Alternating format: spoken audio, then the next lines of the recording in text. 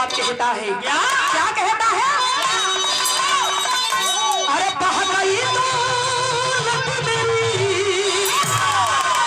अरे बह गई दौलत मेरी, अरे बर्बाद हो गए, अरे बर्बाद हो गए मेरे माल, अब क्या करोगे?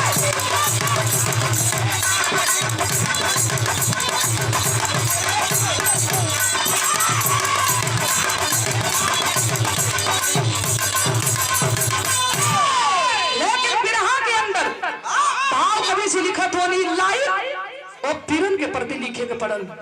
कौन वीर जो अपने आप के कुर्बानी देते आइल हुन और अपने आप के निछावर करते आइल हुन। बिरहा के अंदर भाव कहना बा कैसे?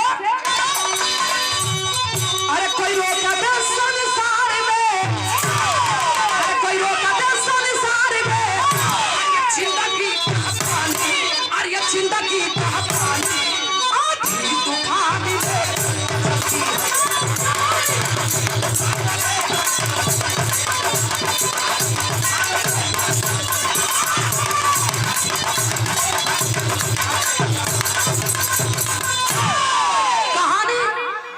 हमारी शुरुआत हो गई।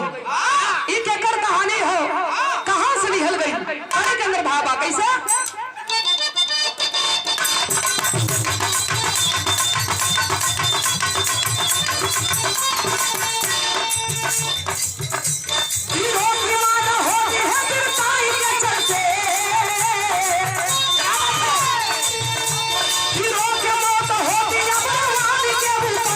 अपने देश के गरिमा स्वाभिमान के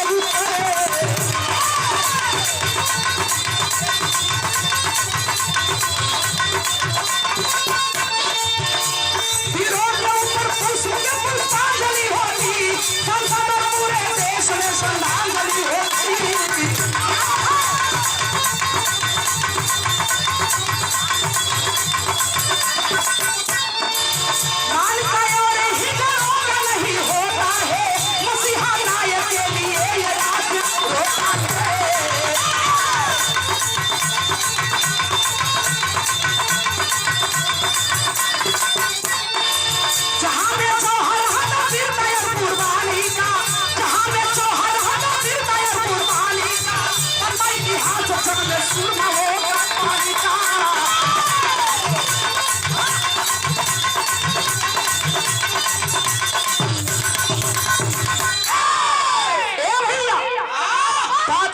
समझ ली, मेरा देश गुलाम था, अंग्रेजों का शासन चल रहा था। जनरल डायर अंग्रेज हिंदुस्तान के धरती पर आया और उसके साथ ही साथ एक और अंग्रेज आया जिस अंग्रेज का नाम बताया गया लॉर्ड कैनरी अंग्रेज। ए बाबू, दोनों अंग्रेज जब हिंदुस्तान के धरती पे अइलन, जुर्म मचावे लगलन, अत्याचार करे लगलन। अंग्रेजन के जुर्म और अत्याचार से हिंदुस्तान के लोग कांपे लगलन। एक दिन जलियांवाले बाग में हिंदुस्तान के लोग एक मीटिंग, एक सभा रखे, हजारों की संख्या में जलियांवाले बाग में हो भैया लोग बैठल हुए। तबले जनरल डायर अंग्रेज के पता चल गया। प्रमाण तो यही मिलता है कि वही जनरल डायर अंग्रेज जलियांवाले बाग में 1600 चक्र गोलियां चलवाता है और 1600 चक्र गोलियां से हमारे हिंदुस्तान के लोग, हजारों लोग मारे गए। हाय हाय हाय, उस जलियांवाले बाग में गई के रहल, अपने पिताजी के साथ में बाबू उधम सिंह भी गई रहलन। ए बाबू, लसिया के चिरत चिरत हो पंचो जब किनार पर बैलन, लाश के मारे खरिहान लगल बा, लहू की मार दत्ती की धार बहुत बा। बाबू उधम सिंह कसम खा लिए, जबले तो के मारब ना, हम चाल के रोटी नहीं खाएंगे। जनरल डायर अंग्रेज के पता चल गया कि हमके मारे बदे कोनो पट्टा पंजाबी ऐलान कैले हो। लंदन में बदली करा के, हिंदुस्तान से बदली करा के लंदन में जब अंग्रेज गई भैया उधम सिंह के पता चलल तो भइल का फिर हम एक लाइन गीता मास्टर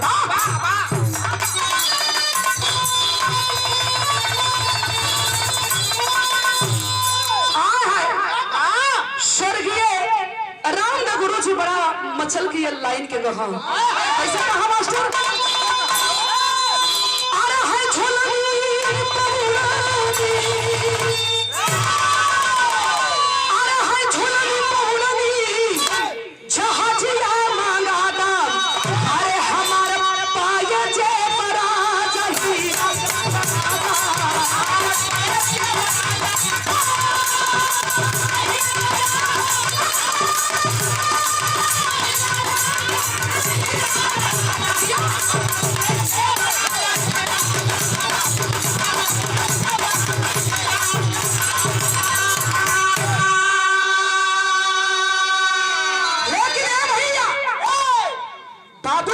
सिंह कैलन का ग्राम में भाग कैसे अरे हाय कोरा चुलमिया लाला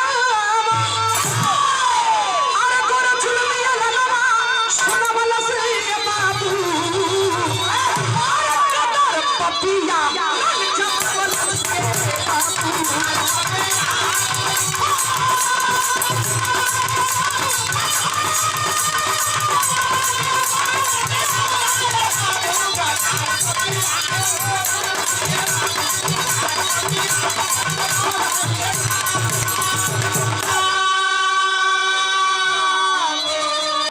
पता चला राम उधम सिंह 7 समुंदर पार करके लंदन में गई वही लंदन में जाके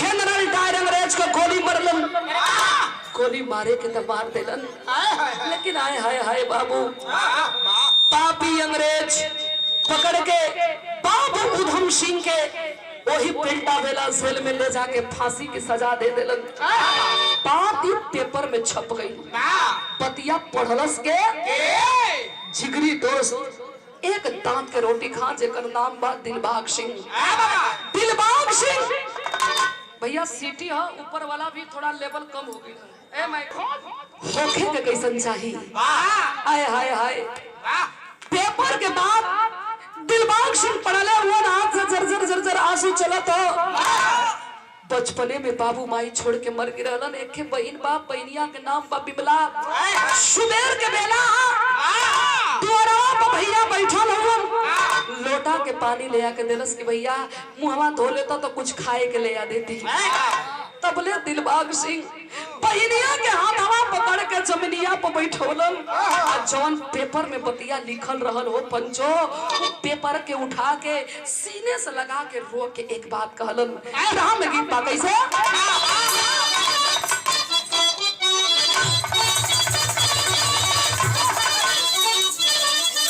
देखला कनिका पढ़ाला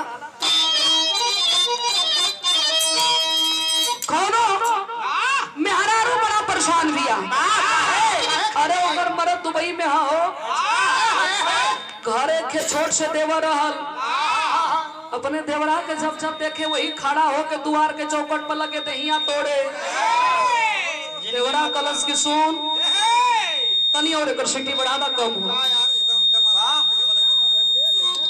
पहले दिया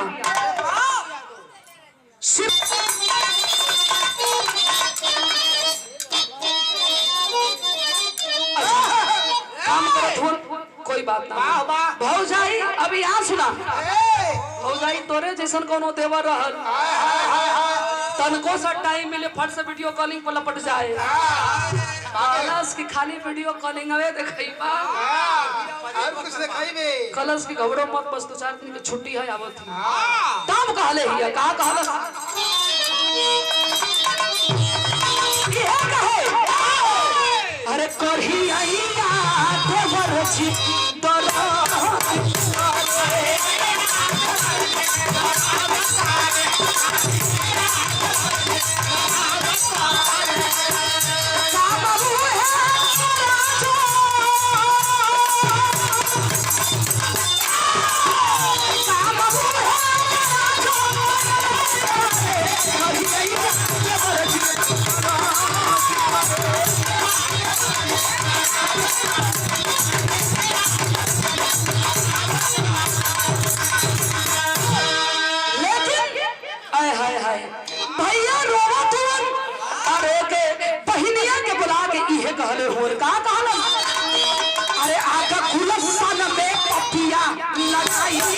आके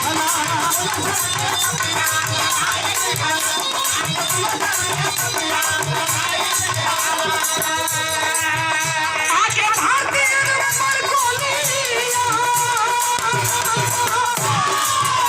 आके भारतीय नंबर को लिया।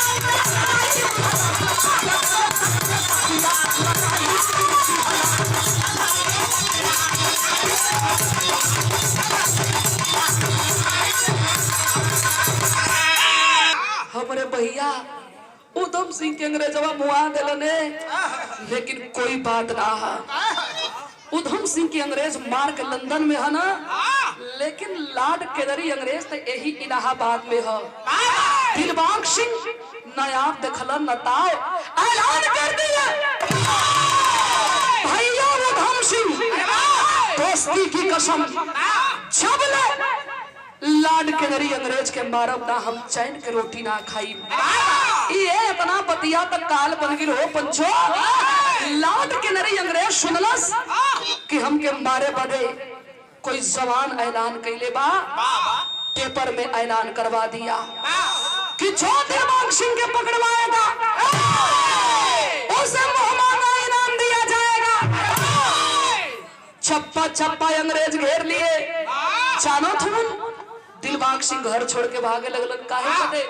मौत से नहीं, वो बहादुर, वो शेर था, डर से नहीं भाग रहा था। क्यों? बचपने में बाबू माई छोड़ के मर गई रहलन। जौन बहिनिया रहल घरवा बिमला, वही बिमला बहिनिया के शादी के दिन रखले हुन। 3 दिन बाद दरवाजे बारात आई। माई बचन बनवले रहल कि हम तो मर जाई, लेकिन एकर बाबू एकर माई तो ही हुआ। एकर कन्यादान करके बढ़िया से डोली में बैठा के हमारे बिटिवा के ससुराल भेज दिया। चारों तरफ से अंग्रेज घेर लिए। मने मने ये सोचो तुम, अगर अंग्रेज के हाथ पे हम पकड़ जी तो हमारे माई के सपना अधूरा रह जाई। ए बाबू छुप छुपा के 12 बजे राती के बहनिया के बोलौलन, अलम की रोइहा मत, चिंता तनको मत करिहा, बियाह के सामान भी भेजवाई, हमहू आई तोहर कन्यादान भी करब, आ तोहके डोली में भी बैठाई। एहर जाते हैं जाके जवान के बीच में, और दिलबाग सिंह रो के एक बात कहलन, देखलन गीत बा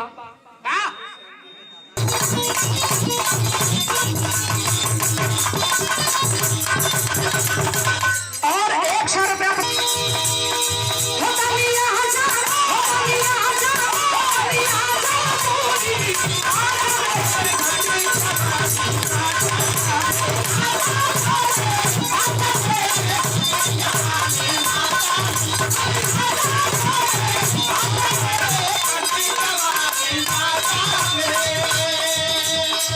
दिलबाग सिंह कहलन कि का हो भैया, खाली बिमला हमारे बहन है, आपके बहन ना है। आज हमारे बहन के नगर पर डोली में ना बैठा पाई का, तबले जवान कहले हुन का कहे हो तेरी चला, हो तेरी चला, हो तेरी चला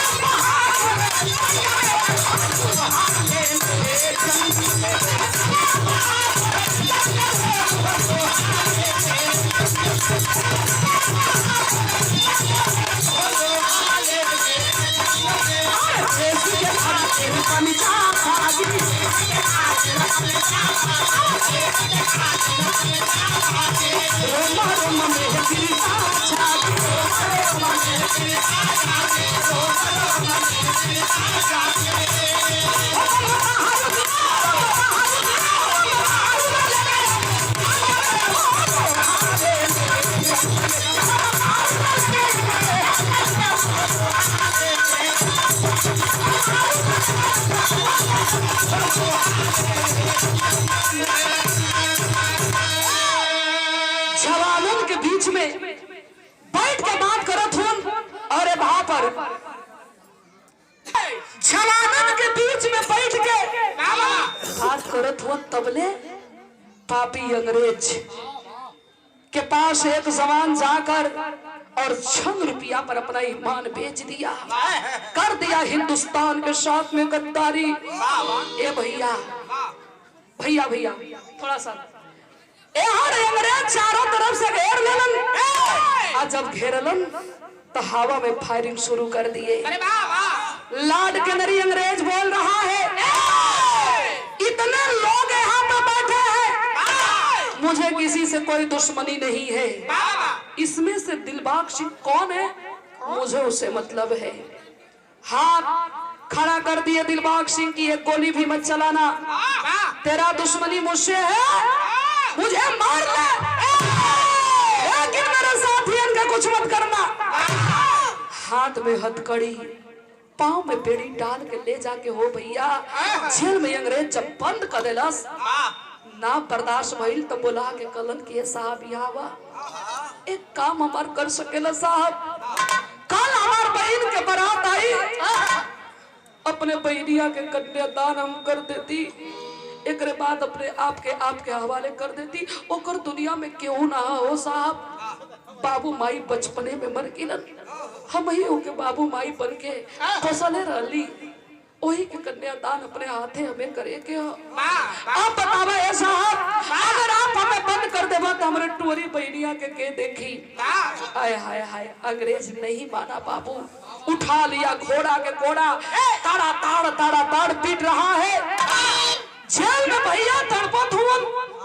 घरवा बहनिया सोचत पिया, घरवा बहनिया सोचत है कि आखिर दिन बीत गिल, रात बीत गिल, कल है ना हमार बरतिया आई, भैया ना अइलन ना पिया है कि कोनो सामान घर में बा, हम कैसे दुल्ही बनब, कैसे दूसरे के दुआरी जाई। ए पंचो भैल का भाव हम मास्टर पढ़ा रहा।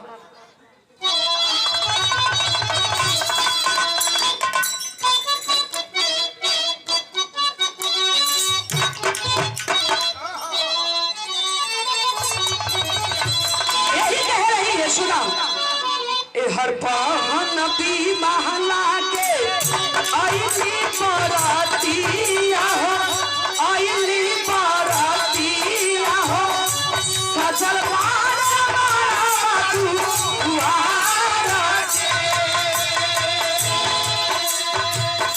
मेरा दिल महावर तन पे यहाँ से हराती आया रे, यहाँ से हराती हो, जाई है चिड़िया ससुराल,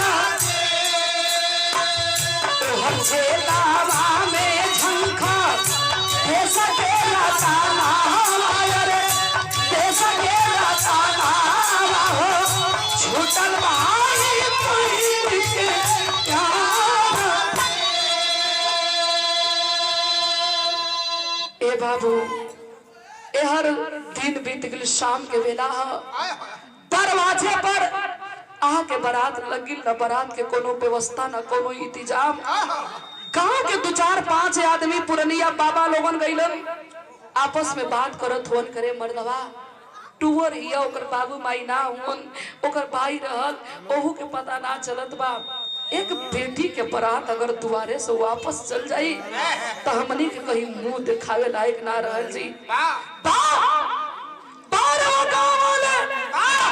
गांव के लोग मिल के जेकरे पास जवने जुड़त बा आटत बा लेके बारात के खिया पिया के, और गांव के मेन चौधरी साहब कहलन कि पंडित जी बिटिया के मड़वा में बैठावा, सिंदूरदान करावा और अपने घरे जा। ए बेटा ए बाबू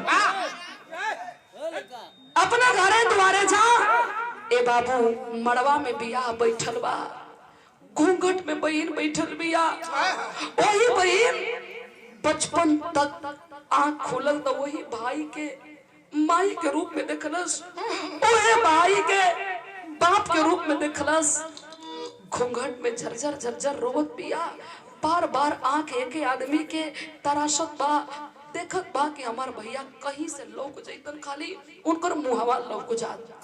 गौर करेंगे बाबूजी, भैल का विदेशिया के अंदर भाव मास्टर।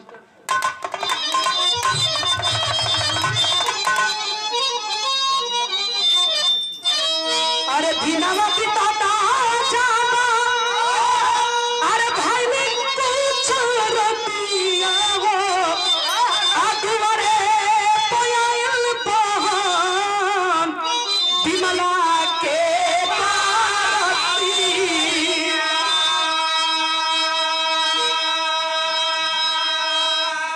होते सवेरे कामन अरे भैया मूर्ति ताई करिए आजा मोहब्बत मलाई अपने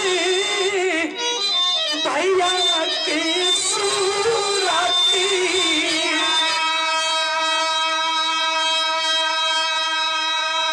तबले सबीराना के अरे वही मरवा में आई गई अमंगिया मन न भइली पड़ाली पाती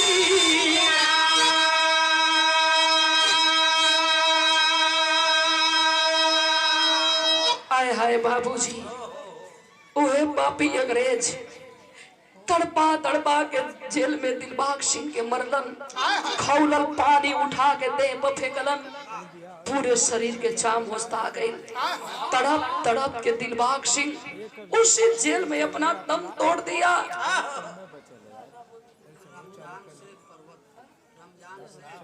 रमजान से पर्वतपुर से भैया की ओर से 20 रुपया पुरस्कार बहुत बहुत आपके प्रणाम बा। ए बाबू मड़वा में पिया बैठा फटही चद्दर में लसिया लपेट के अंग्रेजवा पहरवा रख के चल गईलन। जैसे आप लोगन बैठ के बिरहा के सुनत नहीं वही तरह खलबली मच गई हलचल मच गई के रे बाप ए भैया हो जोन बैठल है अंदरवा मड़वा में उजानी तो पागल हो जी जाएगा केहू बताई मत सिंदूरदान हो जाएगा विदाई हो जाएगा केहू एक दिन जाके खबर बता आई लेकिन लोगल के खलबली से बहनिया समझ गई कि हमार भैया आई हुन रोक दिलस बियावा कहे पंडित जी रुक जा हमार भैया आई हुन लेकिन जानत हुआ मार शर्म के मारे ना आवत हुआ कहले रहलन कि तोरे बियाह में बड़ी खर्चा करब बड़ी सजाई बड़ी गहना दे कुछ ना देले हुआ ना लजात हुआ लेकिन हमें ना कुछ चाहिए भिड़िया के चीरत लोगन के ढकेलत जब दुअरिया पे आई भीड़ लगल हा भिड़िया के चीरत जब समनवा गइल तो देखत बिया कि केहू के सुता के एगो चद्दर ओढ़ावल बा लगल डांटे कहे पागल हुआ लोगन हैसन मौका पर ही जमीन पर सुतल हुन इन्हें उठावा चरपाई पे ले चल के सुतावा। एगो बाबा कहलन कि तोर भैयावा बड़ा थक गई रहला आवते अब सुत गइल पकड़ के कलाई खींचे लगल कहे हमार भैया के जमीन में धोरे में सुतौले हुआ लोगन ए भैया उठा चला चला हमारे संगे 5 मिनट बीत गइल जब बॉडी से कुछ आवाज ना आई ले पंचो कहिल चदरिया के हटा के खिंचलस पूरी शरीर के चाम होस्ताइल बा अखिया में आंसू आ गेल ओही लसिया पर हाथवा थ के पीट के कहलस कि आई हो भैया ई तोहर दासा के कैलस हो भैया हमके काहे ना बतौला पकड़ के लोग खींचत हुन कलस की ए चाचा 2 मिनट रुक जा हमार भाई हमरे बदे कुछ ना कुछ जरूर लेके आई हुन पाकिट में जब हाथ डाललस तो मरे से पहले भैया अपने खून से एक चिट्ठी लिखले रहलन चिट्ठिया में इहे लिखले रहलन के रे बिमला हम तो दुनिया के छोड़ के जात बनी रे बहन लेकिन हमार पता बतावे में अंग्रेजन के हाथ में करे में केहू दूसर ना तोर पति के हाथ रहल वो देश के बहुत बड़ा गद्दार इंसान है बकिया फैसला तोरे हाथ में बाहो बहन चिठिया मोड़ के रख लेलस आ लगल हंसे लोग घबरा गिलन कि पगला गइल का आंख के आंसू पोंछ के कहती है भाई हो भरत लक्ष्मण जैसा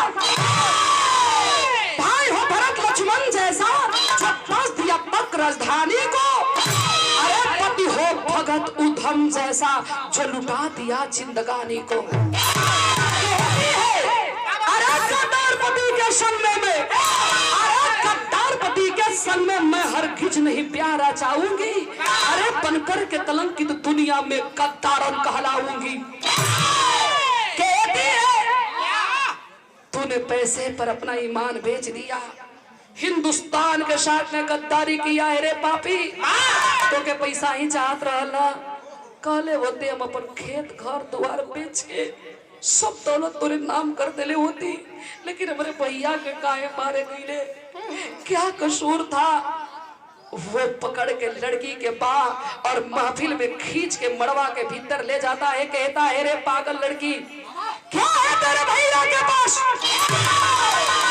अंग्रेजों का दिया हुआ, मेरे पास इतना संपत्ति इतना पैसा है कि जिंदगी भर तू खाते रह जाएगी, पैसा कम नहीं पड़ेगा। तबले जमन चुनरी ससुरा के शोभा रहे, उठा के सर पे बांधती है कफन और कहती है, अरे तब उठा लिया हाथ पिस्टल, तब उठा लिया हाथ पिस्टल, खोजी इनकलाब की बोली है, और भारत के सिंहनी दुल्हे के सीने में मारी गोली है। कहती है रे गद्दार, तूने गद्दारी किया, लेकिन हम अपन भाई के बही नहीं, वो भाई जो अपने आप के मर गए लेकिन अपन कदम पीछे ना हटोलस। बड़वा में भगदड़ मचल हो, खून से पूरा शरीर रंगाइल हो, हाथ में लेके कटलस होकर मुड़ी और लेके यही तरह घूमत पिया। तो भइल का भाव मास्टर,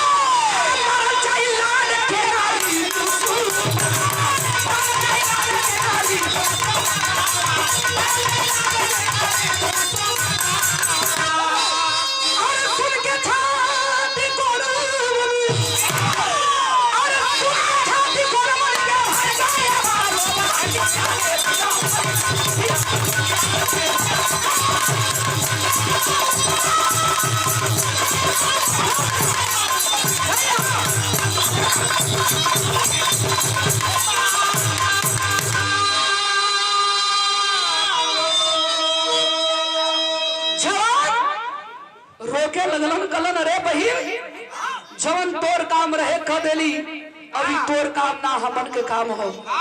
कहलस कि अरे भैया, आज ले हमके एक मेहरारू में गिनती मत करी हा।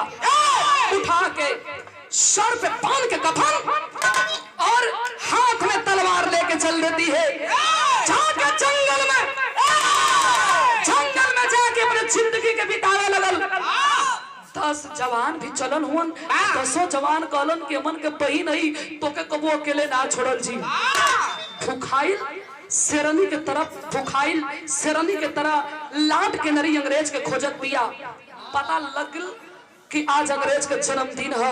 इलाहाबाद में अपन जन्मदिन बड़ा धूमधाम से मनाई। विमला बहिनिया कैलस का बिरहा में चलरिया लगल मास्टर बा।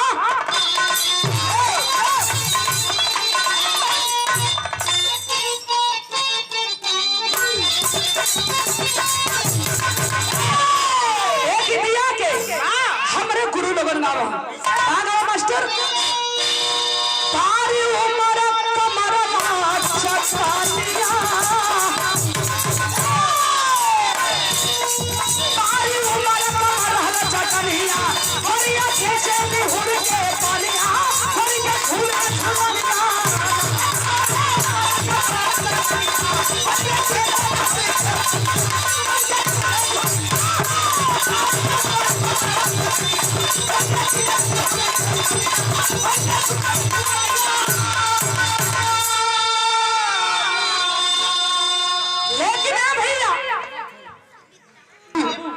बहिनिया चलल है, बिरहा 5 मिनट और हमारा, लेकिन बिरहा के मेन निचोड़ के तरफ चलल है। चाह के पता बता देलस कि हम चलत ही पीछे से आवा काम कैले हुन का कैलन अरे सन सन चले चंदन में लागल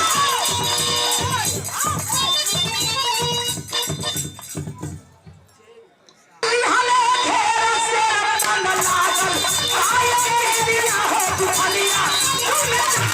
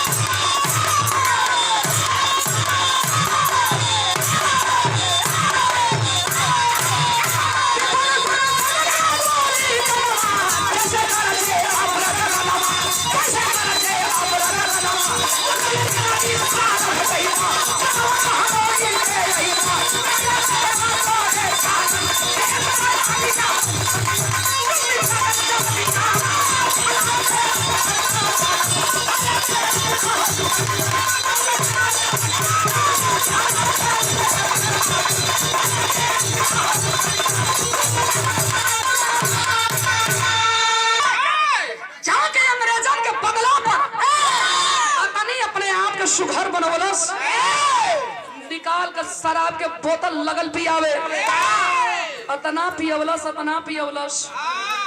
आप लोगों ने देखले अरे बगावत करने भागी चल पड़े अरे बगावत करने भागी चल पड़े नारा इनकलाब के रंगी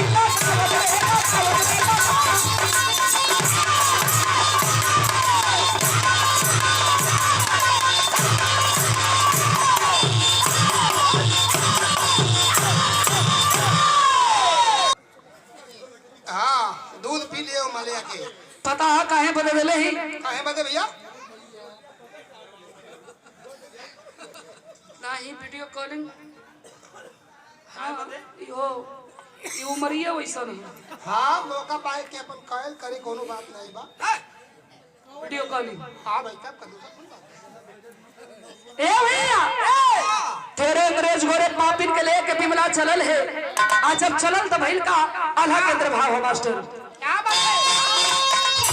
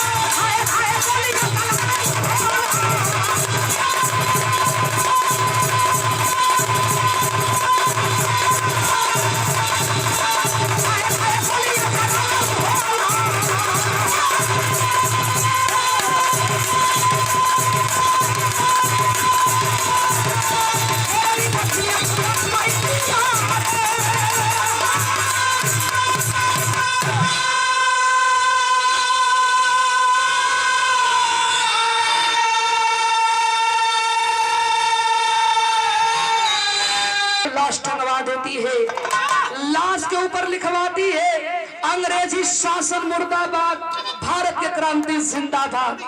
तो फिर यहाँ के निचोड़ में लिखे के पड़ल कैसे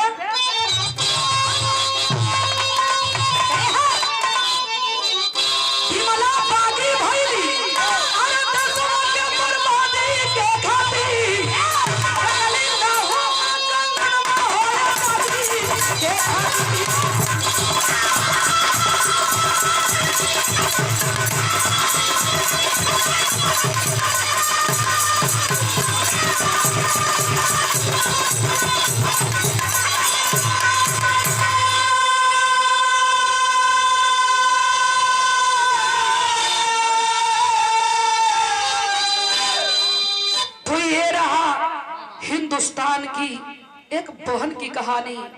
12 बहन हिंदुस्तान के एक बेटी की कहानी। अरे बिरहा सुनने वाले बाबू, बिटिया कहाँ ना है। सरहद हिंद से लेके पहलवानी से लेके राजनीति से लेके खेल कूद के मैदान से लेके नारी भी चढ़ बढ़ के हिस्सा लेती। आखिरी बंद में भाव है कैसे? तू गुरछाई पर कहे तीरों का मेरा घराना काशी पुरु सुखनंदन क्या